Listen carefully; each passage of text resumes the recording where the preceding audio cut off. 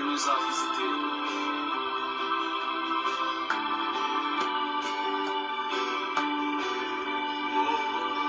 Le grand jour s'est levé. Le grand jour s'est levé. Alléluia. Christ avait promis le Saint-Esprit est là.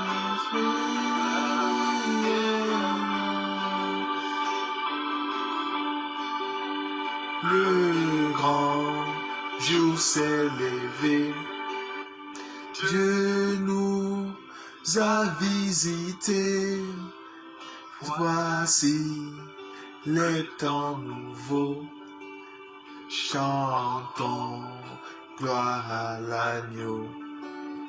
Nous recevons le Christ, ce qu'il avait promis, le Saint-Esprit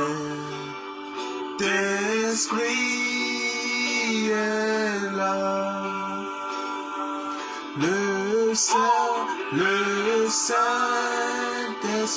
est là. Le Saint-Esprit est là. La mort a disparu. Dieu donne plein salut. Alléluia. Sur le monde entier. Le grand jour s'est levé. Le Saint-Esprit est là. Le Saint-Esprit s'enfuit. La lumière a jailli. Chasse le cœur troublé. Toute incrédulité. Car Christ, le roi des rois, reprend l'esprit de foi. Le Saint-Esprit est là. Le Saint-Esprit est là. Le Saint-Esprit est là. La mort a disparu. Dieu donne plein salut. Et sur le monde entier. Le grand jour s'est levé. Le Saint-Esprit est là. Le grand consolateur vient remplir tous les cœurs. L'esprit de vérité nous met en liberté. Il ouvre les prisons, répand la guérison. Le Saint-Esprit est là. Le Saint-Esprit est là. Le Saint-Esprit est là.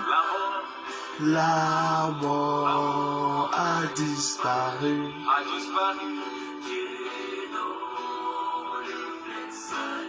Alléluia.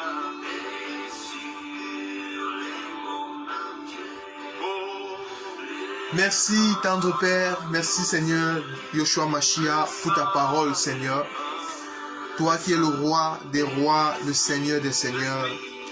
Seigneur, merci pour ce jour de grâce, Seigneur.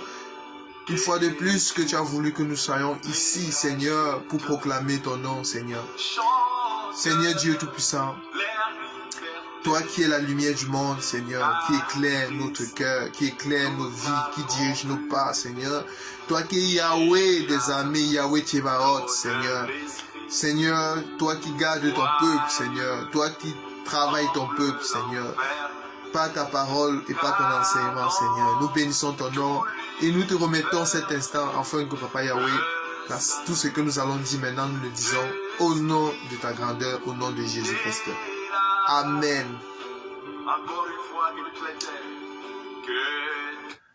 Shalom, shalom bien-aimé.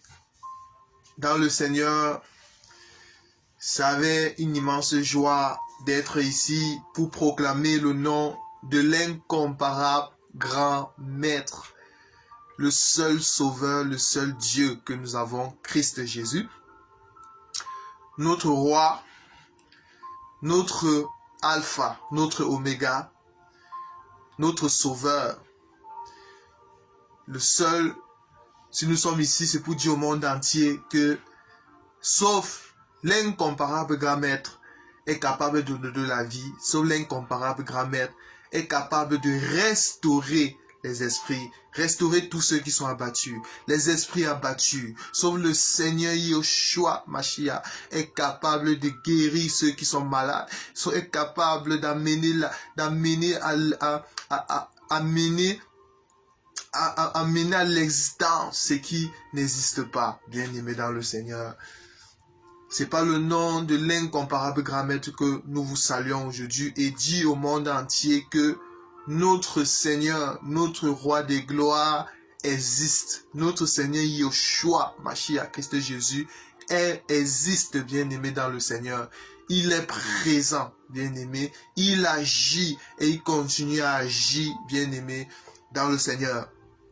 Aujourd'hui, notre enseignement va se retrouver dans l'évangile de Jean, bien-aimé dans le Seigneur, au Jean chapitre 14, à partir du verset 1er, bien-aimé.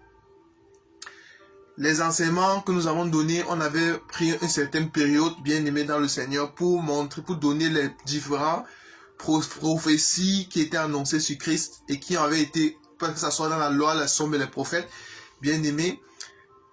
Ce que nous avons fait, nous avons mis juste un point-virgule. Si c'est la volonté du Seigneur, nous reviendrons encore là pour continuer avec cela, bien-aimé dans le Seigneur.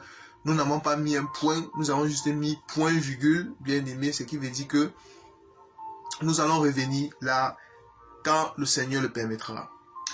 Bon, aujourd'hui, nous allons aller dans la parole du Seigneur. Nous allons prendre l'écriture, Jean chapitre 14, à partir du verset 1er. Que votre cœur ne se trouble point. Croyez en Dieu et croyez en moi. Il y a plusieurs demeures dans la maison de mon Père. Si cela n'était pas, je vous l'aurais dit. Je vais vous préparer une place. Bien-aimé dans le Seigneur. Verset 3. Et lorsque je m'en serai allé et que je vous aurai préparé une place, je reviendrai et je vous prendrai avec moi, afin que là où je suis, vous y soyez aussi.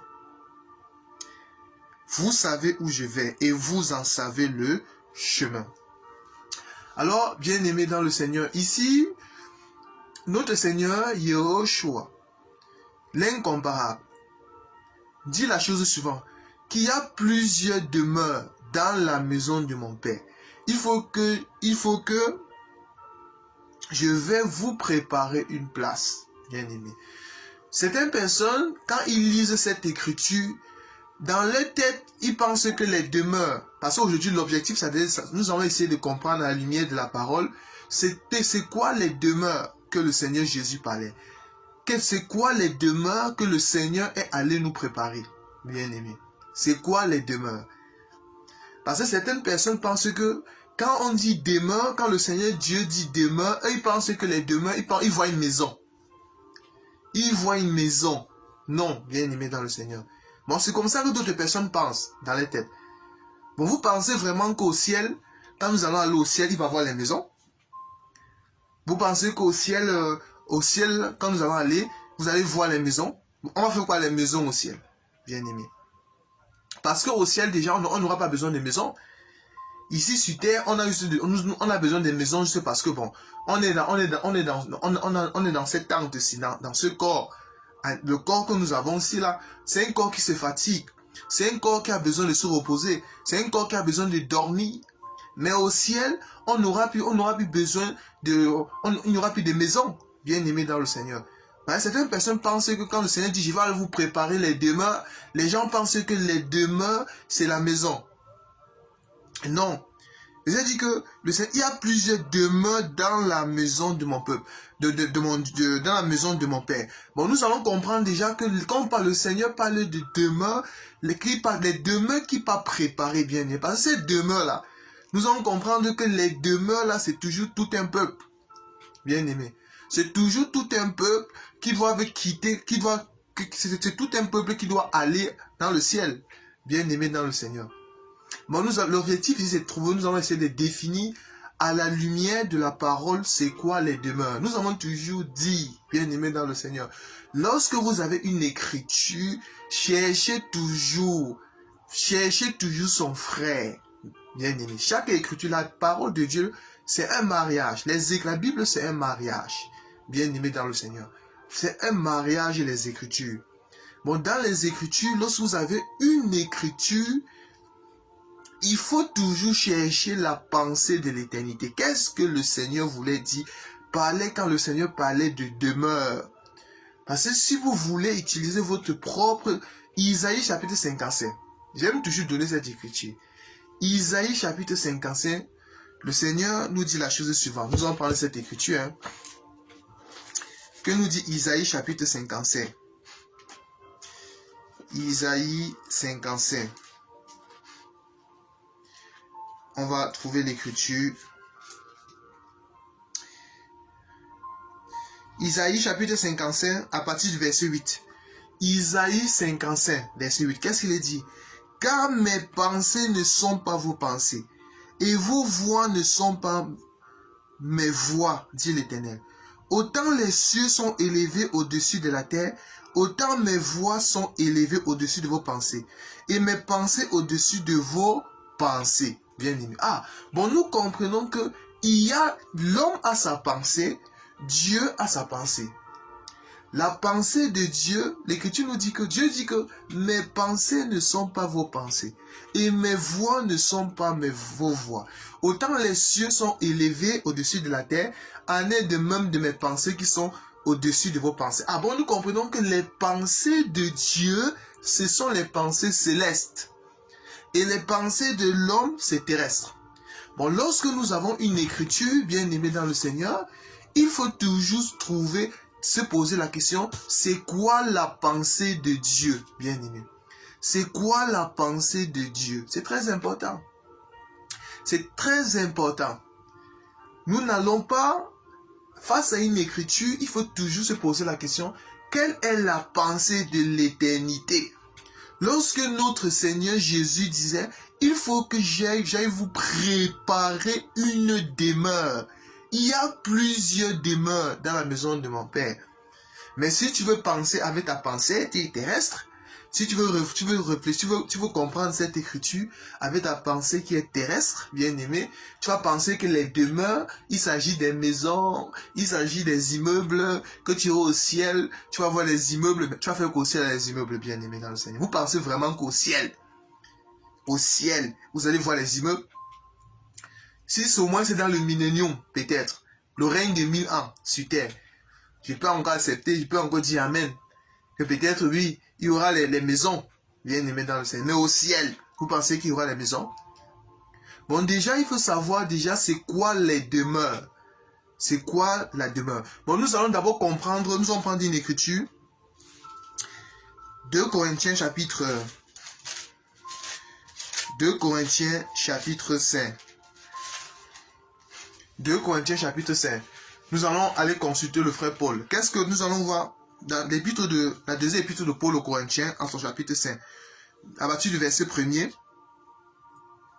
Nous savons en effet que si cette tente où nous habitons sur terre est détruite, nous avons dans le ciel un édifice qui est l'ouvrage de Dieu, une demeure éternelle qui n'a pas été faite des mains d'hommes. Ah, est-ce que vous voyez ça? L'apôtre Paul nous dit, nous savons en effet que si cette tente où nous habitons, nous habitons sur terre. Bon, actuellement, nous habitons sur la terre comme nous sommes maintenant. Nous habitons dans une tente. Nous habitons dans une tente, bien aimé. Mais c'est quoi la tente?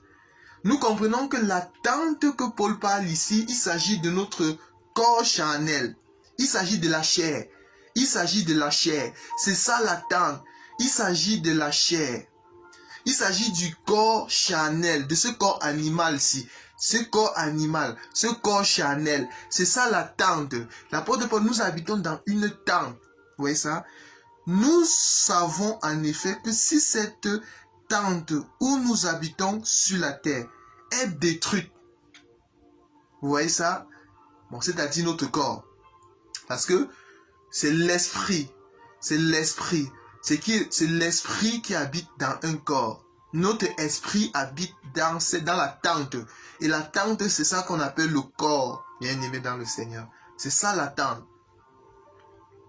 L'apôtre Paul continue en disant que nous avons dans le ciel un édifice qui est l'ouvrage de Dieu. Vous voyez ça?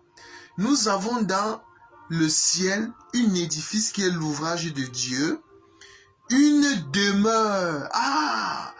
Une demeure éternelle qui n'a pas été faite des mains d'hommes. Vous voyez ça? Bon, une demeure éternelle. Si sur terre, étant sur la terre, nous vivons dans une tente, c'est-à-dire dans ce corps. Mais si ce corps est détruit, mais dans le ciel, nous avons une autre demeure. Nous avons une autre demeure, bien-aimé, éternelle. Et cette demeure n'a pas été faite des mains d'hommes. Le verset 2. Nous aussi nous gémissons dans cette tente, c'est-à-dire dans le corps animal que nous avons ici, ce corps animal-ci. Désirant revêtir notre domicile céleste. Désirant revêtir notre domicile céleste. Si du moins nous sommes trouvés vêtus et non nus. Car tandis que nous sommes dans cette tente, nous gémissons, accablés parce que nous voulons non pas nous dépouiller, mais nous revêtir afin que ce qui est mortel soit englouti par la mort. Soit englouti par la vie, autant pour moi. Soit englouti par la vie. Oh, bien-aimé. Bien-aimé dans le Seigneur. Je vais exhorter, bien-aimé dans le Seigneur. Je vais profiter pour exhorter. Bien-aimé dans le Seigneur. Un enfant de Dieu, bien-aimé. Je précise bien. Un enfant de Dieu n'a pas peur de la mort. Parce qu'en réalité, ce qui meurt, bien-aimé dans le Seigneur, ce n'est que ce corps animal, ce n'est que cette tente-ci là. Ce n'est que cette tente-ci, cette maison-ci qui meurt. C'est cette maison, parce que quand vous me voyez comme ça là, ce n'est que la maison dans laquelle le vrai moi est à l'intérieur. Le vrai moi, ce n'est pas ce que vous voyez ici. Ce que vous voyez ici, c'est juste l'enveloppe, c'est juste la tente que j'ai pris, j'ai pris pour entrer, pour venir dans le monde, bien aimé, dans le Seigneur. Mais cette tente-ci là va périr. Cette tente-ci ne pourra pas hériter le royaume des cieux. Bon, cette maison-ci là est terre et ça doit retourner la terre. Ça là, c'est pour ça que le Seigneur Dieu dit, tu es terre et tu retourneras la terre. Mais qui est cette terre-là? C'est ça. C'est ça qui est terre et qui va retourner la terre. C'est cette maison-ci là. C'est cette tente-ci là. Bien aimé dans le Seigneur. C'est ça qui va retourner terre. Mais le vrai moi, c'est ce qui est à l'intérieur. Bien aimé dans le Seigneur. Mais lorsque cette tente-ci doit mourir, va retourner à la terre. Mais il faut maintenant que le vrai moi, c'est-à-dire l'esprit, bien-aimé dans le Seigneur, ait une nouvelle maison où il va vivre. Bien-aimé. Parce qu'actuellement sur terre, il vit dans cette tente-ci. Mais le moment arrive où, quand cette tente-ci va périr, bien-aimé dans le Seigneur, va retourner à la terre, va retourner à la poussière, il faut maintenant que l'esprit puisse vivre dans une autre tente, bien-aimé. Et cette tente-là, c'est ça la demeure que le Seigneur Dieu, Jésus a dit qu'il faut que j'aille vous préparer une autre demeure, bien-aimé. On y arrive. Alors, que Dieu continue l'écriture. Alors, on est à quel verset? Verset 6. Nous savons donc toujours plein de confiance. Et nous savons qu'en demeurant dans ce corps, nous demeurons loin du Seigneur. Vous voyez? Bon, lorsque nous demeurons dans ce corps, c'est-à-dire le corps animal ici, nous demeurons loin du Seigneur. C'est pour ça que l'Écriture nous dit, la chair et le sang ne peuvent pas hériter le royaume de Dieu. La chair et le sang ne peuvent pas hériter le royaume de Dieu. Vous voyez ça? Nous allons prendre une écriture dans 1 Corinthiens chapitre 5. Nous allons voir la demeure que le Seigneur Jésus est allé nous préparer. 1 Corinthiens chapitre 5, à partir de quel verset?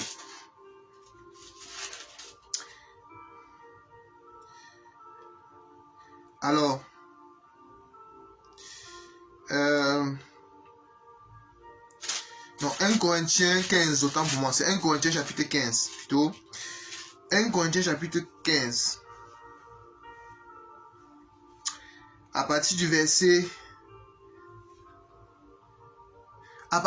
35. 1 Corinthiens 15, 35. Mais quelqu'un dira, comment les morts ressuscitent-ils? Et avec quel corps reviennent-ils? Vous voyez ça?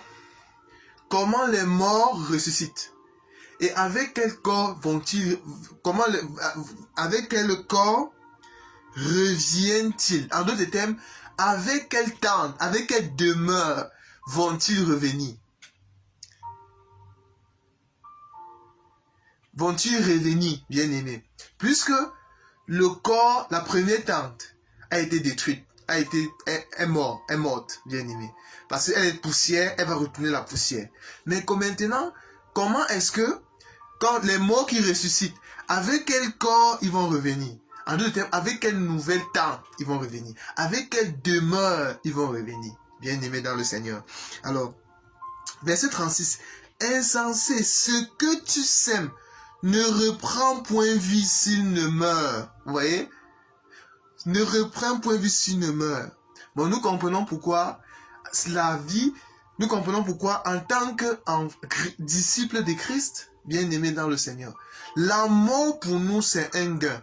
Parce que pour nous, lorsque nous mourons, nous nous séparons que de cette tente. Afin de quoi? Afin de vivre, afin d'avoir une nouvelle vie. Bien-aimé dans le Seigneur. Alors, verset 37. Et ce que tu sèmes, ce n'est pas le corps qui naîtra. C'est un simple grain de blé, peut-être ou de quelque autre sémence. Puis Dieu lui donne un corps comme il lui plaît. Et chaque sémence, il donne un corps qui lui est propre. Toute chair n'est pas la même chair, mais autre est la chair de l'homme, autre est celle des quadrupèdes, autre celle des oiseaux, autre celle des poissons. Il y a aussi un corps céleste. Ah, bien-aimé dans le Seigneur. Et des corps terrestres. Vous voyez ça?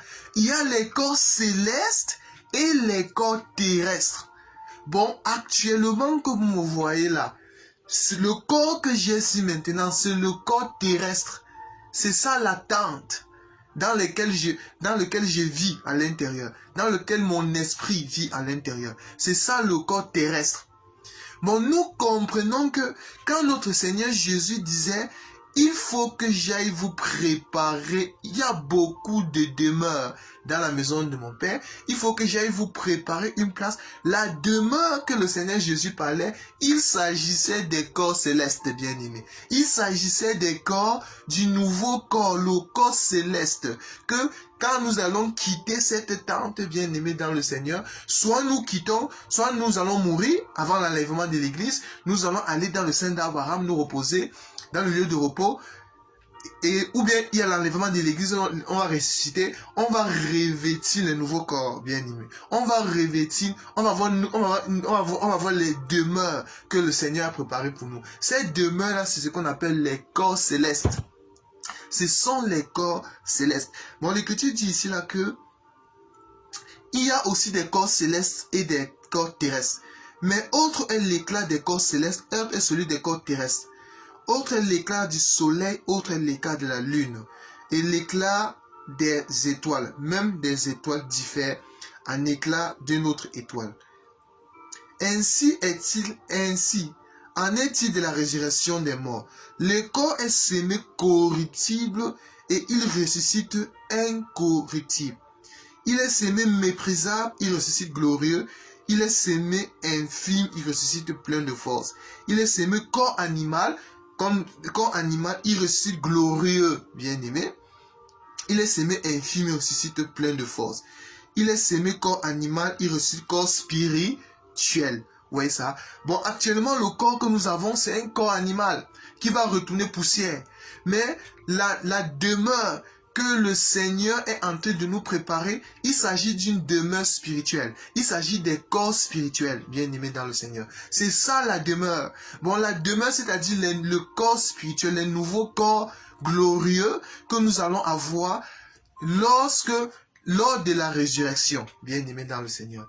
Lors de la résurrection, nous allons prendre une écriture, nous allons voir cela. Encore, nous allons prendre une écriture. C'est 1 Thessaloniciens combien? 1 Thessaloniciens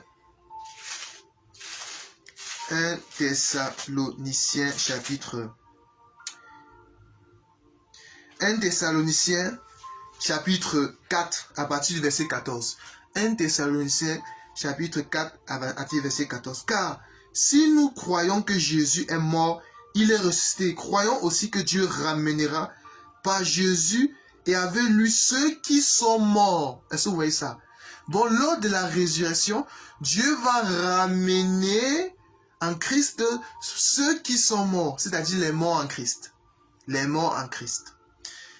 Verset 15. Voici en effet ce que nous vous déclarons d'après la parole du Seigneur. Nous les vivants, restez pour l'enlèvement du Seigneur.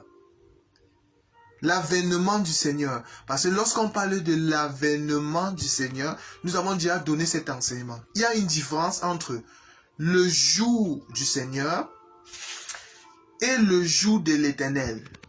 Le jour du Seigneur, c'est ça l'avènement du Seigneur. L'enlèvement de l'Église. Alors que le jour de l'Éternel, c'est un jour de ténèbres. C'est le jour où la colère de Dieu doit se rabattre sur le monde, sans mélange, bien aimé. C'est le jour où il y aura les 7 coups de la colère de Dieu. C'est le jour que Dieu va frapper le monde. C'est ça le jour de l'Éternel. Bon, nous, en tant qu'enfants de Dieu, nous attendons, du moins ceux qui sont disciples de Christ, nous attendons l'avènement du Seigneur. Nous attendons l'enlèvement de l'Église. Bien aimé. Bon, c'est ça, ce que nous attendons actuellement, bien aimé dans le Seigneur. C'est l'enlèvement de l'Église. Nous n'attendons pas le jour de l'Éternel. Non. Le jour de l'Éternel, moi je n'attends pas le jour de l'Éternel. Ceux qui attendent le jour de l'Éternel, ça serait un jour de ténèbres, bien aimé dans le Seigneur. C'est le jour où le lion va frapper, bien aimé. Bon, le verset 15. Voici en effet ce que nous déclarons d'après la parole du Seigneur. Nous les vivants, restez pour l'avènement du Seigneur. Nous ne dévancerons pas ceux qui sont morts, bien-aimés. Les morts ici, il s'agit des morts en Christ. Il s'agit des morts en Christ. Quand l'apôtre Paul nous dit que nous les vivants, nous ne dévancerons pas ceux qui sont morts. C'est-à-dire les morts en Christ, au temps des prophètes, ceux qui avaient l'esprit de Christ, d'après l'écriture de 1 Pierre chapitre 1 verset 10. Les prophètes qui ont prophétisé touchant la grâce, qui voulaient sonder l'époque et les circonstances marquées par l'esprit de Christ qui était en eux. Ils voulaient savoir par avance la gloire et la souffrance de Christ, bien aimé dans le Seigneur. Bon, les morts en Christ ici, là, il s'agit des morts en Christ au temps des prophètes et les morts en Christ au temps des apôtres, bien aimés. C'est eux qui constituent les morts en Christ. Parce que pour être mort en Christ, il faut avoir l'esprit de Christ, bien aimé dans le Seigneur. Parce que parmi les morts en Christ, il y aura aussi Daniel, il y aura aussi Jérémie, il y aura Abraham, il y aura Jacob, il y aura Isaac, bien aimé dans le Seigneur. Il y aura Joseph, il y aura Moïse, bien aimé. Il y aura tous ces gens-là. Il y aura Daniel, il y aura Ézéchiel. Ils vont constituer ce qu'on appelle tous ceux qui ont suivi l'enseignement des prophètes, bien aimés. Ils vont, à part l'esprit de Christ, ils vont former aussi l'église. Ils sont les morts en Christ, bien aimés. Et les morts en Christ aussi au temps des apôtres, bien aimés. Parce que le temps des apôtres, c'est-à-dire de la croix, bien aimés, commençant de la croix, l'enseignement des apôtres, de la croix, les morts en Christ, qui ont aussi l'esprit de Christ, bien aimés, ils vont d'abord se réveiller. Ils vont ressusciter parce qu'actuellement, tous ceux qui meurent, les morts en Christ, ils sont dans le sein d'Abraham. Ils se reposent, bien aimés dans le Seigneur. L'Écriture nous dit, nous les vivants restés, nous, pour l'avènement du Seigneur, nous ne dévancerons pas ceux qui sont morts. Bon, on l'a expliqué, c'est-à-dire les morts en Christ. Car le Seigneur lui-même a un signal donné à la voix d'un archange, et au son de la trompette de Dieu descendra du ciel. Et les morts en Christ ressusciteront premièrement. Vous voyez ça? Bon, nous comprenons que les morts en Christ qui vont ressusciter, il faut qu'ils puissent revêtir la demeure que le Seigneur Jésus les a préparée. Donc, ils vont ressusciter, ils auront les nouveaux corps, ils auront les corps glorieux, ils auront la demeure que le Seigneur les a préparée. Bien aimés. Ils auront la nouvelle tente, ils auront la nouvelle maison. Et cette maison-là, ça sert ce qu'on appelle le corps spirituel, le corps glorieux, bien aimé. C'est ça que le Seigneur les a préparé. Le verset 17. Ensuite, nous les vivants, qui seront restés, nous serons tous enlevés avec eux sur les nuées, à la rencontre du Seigneur dans les airs. Et ainsi, nous serons toujours avec le Seigneur. Bien aimé. Bon, nous voyons que, bien aimé dans le Seigneur, lorsque le Seigneur Jésus disait dans Jean chapitre 14, croyez en Dieu, croyez en moi. Il y a beaucoup de demeures dans la maison de mon Père. Il faut que j'aille vous préparer une place. Les demeures, bien aimés dans le Seigneur, Jésus parlait aussi des corps glorieux. Il parlait des corps glorieux que tous ceux qui ont cru en lui, bien aimés, qui sont ceux qui sont morts, bien aimés, qui sont morts physiquement, bien aimés, parce qu'un enfant de Dieu ne meurt pas, vous savez. Un enfant de Dieu ne meurt pas. Un enfant de Dieu peut mourir physiquement, nous disons Amen. Parce que la mort, nous mourons physiquement. C'est-à-dire, nous allons quitter cette tente, bien aimé. C'est ça, la mort physique. C'est ça, la mort physique. Bon, notre Seigneur Jésus parlait le fait que quand nous allons quitter cette tente à la résurrection, voire même à l'enlèvement de l'église, bien aimé dans le Seigneur, nous allons avoir les corps glorieux. Nous allons avoir les nouveaux corps. Nous allons avoir les corps glorieux, bien aimé. C'est ça la demeure. Parce que la demeure, c'est tout un peuple, bien aimé dans le Seigneur, qui vont quitter qui vont ressusciter, qui vont être, ceux qui sont déjà morts, ils vont ressusciter, et ceux qui n'étaient pas morts, ils vont être changés, et nous allons revêtir le corps nouveau, le corps spirituel, le corps nouveau, le corps glorieux, et nous allons aller à la rencontre du Seigneur dans les airs, bien aimé dans le Seigneur. Bon, lorsque Jésus parlait de demeure, Jésus-Christ ne parlait pas de maison, bien aimé dans le Seigneur. Il ne parlait pas de maison. Bon, nous avons voulu éclairer là-dessus, bien aimé dans le Seigneur. Et je vais profiter pour exhorter, bien aimé dans le Seigneur, un enfant de Dieu, bien aimé. Je vais donner une écriture. Nous allons prendre une écriture, bien aimé. Apocalypse 13, 14. Qu'est-ce qu'il est dit? Apocalypse 14, 13. Apocalypse 14, 13. Et j'entendis du ciel une voix qui disait, heureux dès à présent les morts qui meurent dans le Seigneur. Oui, dit l'Esprit, afin qu'il se repose de les travaux, car les œuvres les suivent. Bien-aimé dans le Seigneur. Bien-aimé dans le Seigneur. Un enfant de Dieu en Christ Jésus n'a pas peur de la mort, bien-aimé. N'a pas peur de la mort. Pourquoi? Parce que en réalité, si nous sommes encore dans ce monde, bien-aimé dans le Seigneur, c'est parce que le Seigneur a voulu encore. Mais le moment arrive où Dieu a mis que nous allons, chacun de nous doit quitter ce monde, bien-aimé. Parce qu'en réalité, j'ai dit tout à l'heure que un enfant de Dieu ne meurt pas. Parce que quand tu es en Christ Jésus, lorsque tu quittes ce monde, pour les hommes, tu es mort, mais pour Dieu, tu es vivant, bien-aimé. Nous avons donné une écriture. Luc chapitre combien? On va prendre une écriture. Il faut que je trouve cette écriture.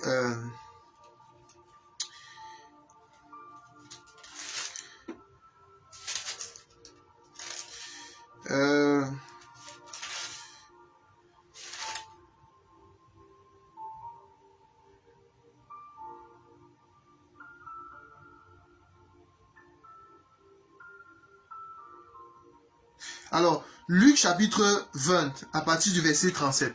Luc 20, 37.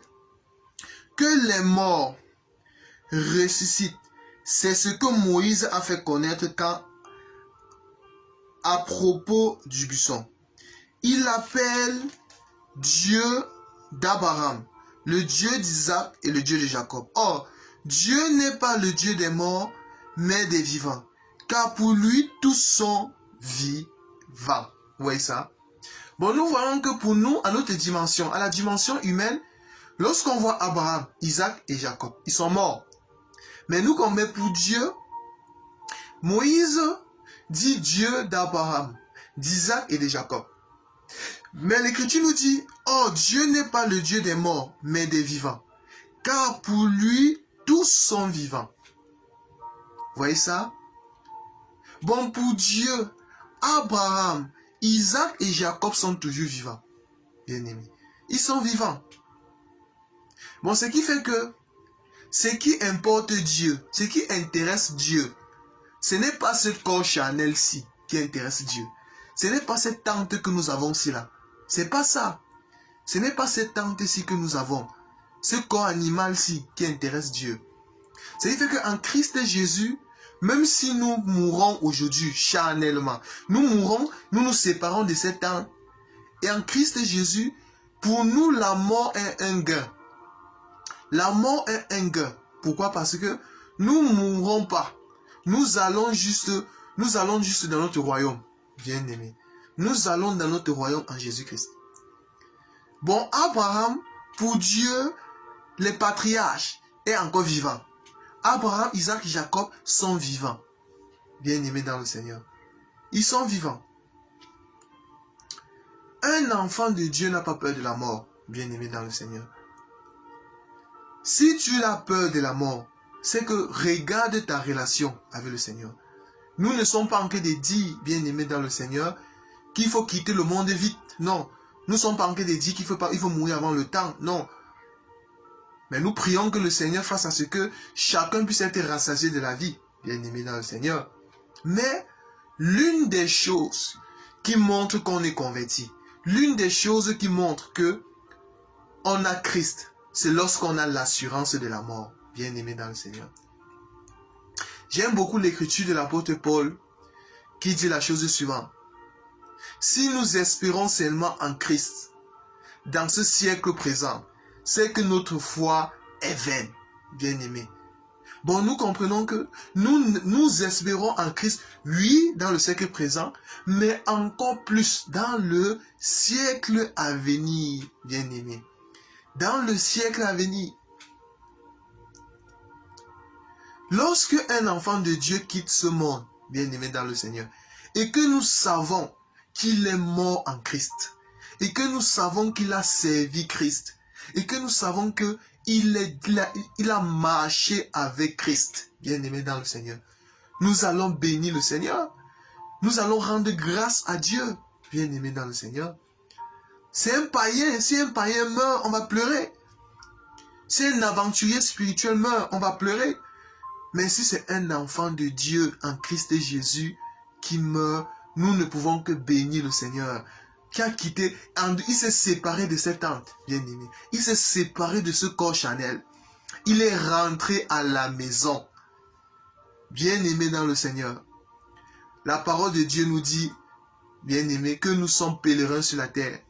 Nous sommes étrangers et voyageurs, bien-aimés. Un enfant de Dieu doit avoir ça dans sa tête. Doit avoir cela dans sa tête. C'est quoi un pèlerin, bien-aimé? Un voyageur. C'est ce qui veut dire que un voyageur, un pèlerin, il se trouve, ça veut dire qu'il est conscient qu'il se trouve dans un endroit qui sait que ce n'est pas le chez lui. Il sait que ce n'est pas son pays, bien-aimé. Il est étranger. Ben, il sait qu'il est dans ce pays, il est dans cette contrée que pour un temps. Et lorsqu'il aura fini sa mission, il faut qu'il rentre à la maison. C'est ce que nous sommes en tant qu'enfants de Dieu. C'est ce que nous sommes en tant qu'enfants de Dieu. Bon, en tant qu'enfants de Dieu, nous sommes les pèlerins sur cette terre. Nous sommes les voyageurs. Nous sommes étrangers, bien-aimés dans le Seigneur. J'aime beaucoup l'écriture des Hébreux. Hébreux chapitre 11. Bien-aimés dans le Seigneur. Permettez que je trouve cette écriture. Hébreux chapitre 11. Alors, il y a une écriture que je veux trouver.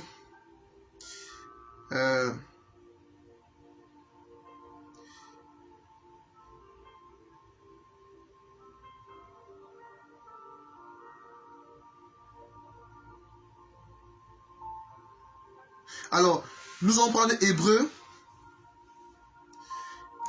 chapitre 11, à partir du verset 13. C'est par la foi qu'ils sont tous morts, sans avoir obtenu les choses promises.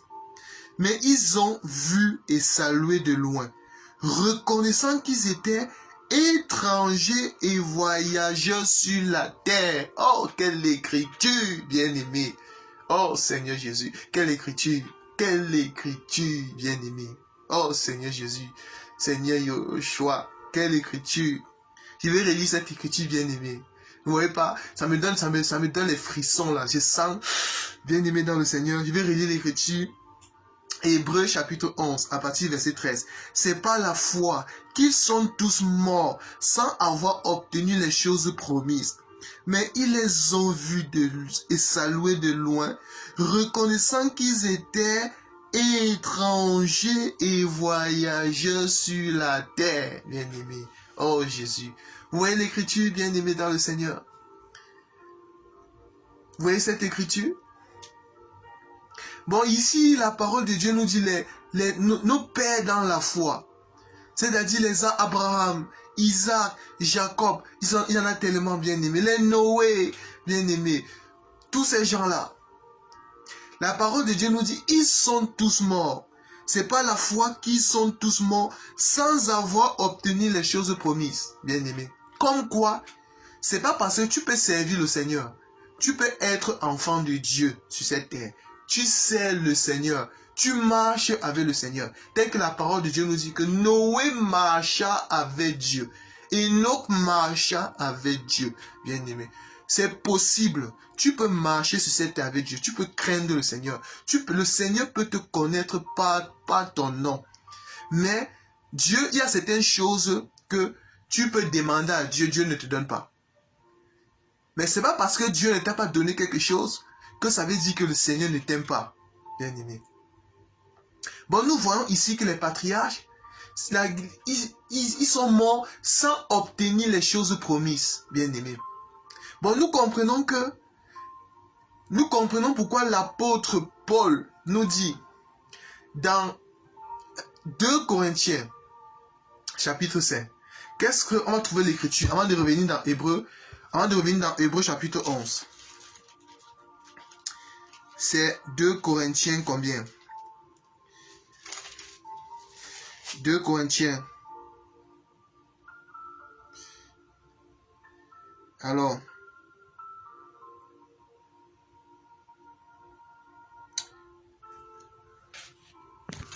nous allons prendre une écriture. nous allons prendre une écriture dans 2 Corinthiens chapitre 5. 1 Corinthiens, autant pour 1 Corinthiens 15. 1 Corinthiens 15. À partir du verset 18. 1 Corinthiens 15 et 18. Et par conséquent aussi, ceux qui sont morts en Christ. Donc commençons à partir du verset 16 pour avoir plus de compréhension. Car si les morts ne ressuscitent point, Christ non plus n'est pas ressuscité. Et si Christ n'est pas ressuscité, votre foi est vaine. Vous êtes encore dans vos péchés. Et par conséquent aussi, ceux qui sont morts en Christ sont perdus. Si c'est dans cette vie seulement que nous espérons en Christ, nous sommes les plus malheureux de tous les hommes. Mais maintenant, Christ est ressuscité des morts, il est le prémisse de ceux qui sont morts, bien-aimés. Vous voyez? Bon, nous voyons que si nous espérons en Christ, notre espérance en Christ, ce n'est pas seulement sur le siècle présent. Ce n'est pas seulement dans cette vie. Oui, c'est vrai que dans cette vie, nous espérons en Christ. Mais nous espérons en Christ encore plus dans le siècle à venir, bien-aimés dans le Seigneur. C'est pour ça que dans Hébreux chapitre 11, ici que nous avons lu, bien-aimés, l'Écriture nous dit, c'est là que, à partir du verset 13, c'est par la foi qu'ils sont tous morts sans avoir obtenu les choses promises, bien-aimés. Mais imaginez-vous que, bien-aimés dans le Seigneur, dans le siècle présent, les patriarches, les pères dans la foi, ils espéraient en Christ. Mais s'ils n'ont pas obtenu les choses promises, bien-aimés dans le Seigneur, ces choses promises-là, ils vont les avoir en plus encore glorieux dans le siècle à venir, bien-aimés. Parce que ils espéraient à Christ dans le siècle présent et aussi dans le siècle à venir. Bien-aimés dans le Seigneur. L'Écriture nous dit cela que, bon, ces choses promises-là, ils les ont vues de loin et saluées. Vous voyez ça? En d'autres termes, quand l'Écriture dit qu'ils les ont vues de loin et saluées, en d'autres termes, ils voyaient, c'est-à-dire ils espéraient dans le siècle à venir. Ils voyaient Christ, ils voyaient déjà la gloire, ils voyaient déjà la récompense de Christ dans le siècle à venir. Mais ils ont vu et salué de loin, reconnaissant qu'ils étaient étrangers et voyageurs sur la terre. Est-ce que vous voyez ça, bien-aimés? Bon, ils reconnaissaient qu'ils étaient étrangers et voyageurs sur la terre. Un enfant de Dieu ne peut pas se complaire dans ce monde, bien-aimés. Un enfant de Dieu. La parole de Dieu dit que nous sommes les ambassadeurs de Christ. Si nous sommes sur cette terre, c'est pour achever notre course. C'est pour achever notre mission. Bien-aimés dans le Seigneur. Nous sommes les pèlerins ici-bas. Vanité de vanité. Vanité de vanité, bien-aimés dans le Seigneur. Notre espérance, c'est en Christ. C'est en Christ Jésus, notre espérance, bien-aimés. Notre joie, notre bonheur, notre assurance, notre réconfort, c'est en Christ Jésus. Parce qu'en réalité, le monde entier, actuellement, est sous la puissance du malin. C'est pour ça que le Seigneur Jésus-Christ pouvait dire, vous vivez dans le monde, mais vous n'êtes pas du monde, bien-aimés. Nous ne sommes pas du monde, nous n'appartenons pas au monde. Nous ne sommes pas les enfants du monde. Mais nous sommes les enfants du Seigneur. Nous sommes les fils du Seigneur.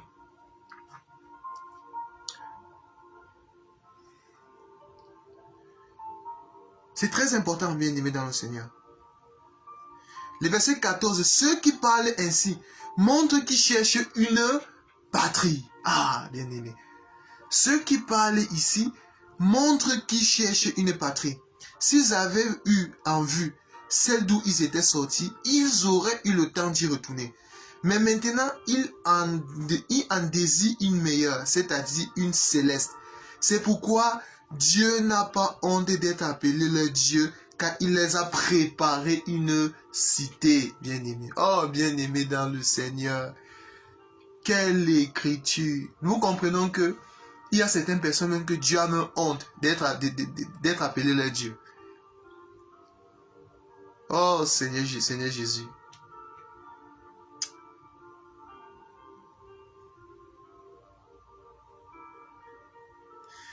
J'aime aussi beaucoup le verset 24 de Hébreux chapitre 11. C'est par la foi que Moïse, devenu grand, refusa d'être appelé fils et fille du Pharaon, aimant mieux être maltraité avec le peuple de Dieu que d'avoir pour un temps les jouissances du péché. Regardons l'opprobre de Christ comme une richesse. Oh bien-aimé, l'opprobre de Christ, la croix de Christ, la croix de Christ. La prédication de la croix, c'est une folie pour ceux qui périssent, bien-aimés dans le Seigneur. Nous prêchons Christ crucifié, scandale pour les Juifs et folie pour les païens, bien-aimés dans le Seigneur. Comme une richesse plus grande que les trésors de l'Égypte, car ils avaient les yeux fixés sur le rémunérateur, bien-aimés dans le Seigneur. Mon bien-aimé dans le Seigneur, Christ Jésus est notre force. Christ Jésus, notre Seigneur. Bon, nous croyons en Christ. Nous croyons au Seigneur Jésus. Nous croyons, nous avons l'assurance. Nous savons que si on meurt, nous quittons cette terre. Nous savons où nous allons. Nous savons que nous allons en Christ. Nous allons voir Christ, bien-aimé dans le Seigneur. Tel il est, tel nous serons, bien-aimé dans le Seigneur. Parce que notre papa a vaincu la mort. Notre papa a les clés du séjour des morts. Il a vaincu, bien-aimé dans le Seigneur. Celui la vie éternelle, celui la perfection, celui tout, Seigneur, bien-aimé dans le Seigneur. Notre Seigneur Jésus-Christ. Bon, bien-aimé dans le Seigneur, les demeures que le Seigneur Jésus-Christ allait nous préparer, il s'agit des corps glorieux que nous allons avoir. Il s'agit de tout un peuple bien-aimé dans le Seigneur. Les demeures, c'est tout un peuple bien-aimé dans le Seigneur qui vont aller à la rencontre du Seigneur. Merci Seigneur Jésus pour ta parole. Merci Seigneur, merci pour tout Papa. Je te rends grâce Seigneur parce que tu es formidable Seigneur. Seigneur Dieu Tout-Puissant, nous ne pouvons que élever ton nom, Seigneur. Nous pouvons que t'adorer, te chanter, te magnifier, Seigneur. Bénis mon frère, bénis ma soeur, bénis tous ceux qui aiment ta parole, Seigneur Jésus. Et surtout, Papa Yahweh, donne-nous la force de garder tes paroles, Seigneur Jésus. Au nom de ta grandeur, nous t'avons ainsi prié, à Yeshua Mashiach. Amen. Shalom, bien-aimés dans le Seigneur. La prochaine, Maranatha, l'incomparable grand Seigneur, grand Dieu, grand Maître revient bientôt. Portez-vous bien et surtout, lavez et lavons nos robes afin d'aller à la rencontre du Seigneur dans les airs le jour où le roi va venir chercher sa femme. Il va venir chercher son épouse, bien-aimée, afin que nous puissions festoyer la noce, bien-aimée, le festin des noces qui va se dérouler dans le ciel avec le Seigneur. Shalom, à la prochaine, je suis votre frère et que le nom du Seigneur Yeshua Mashiach soit élevé et béni.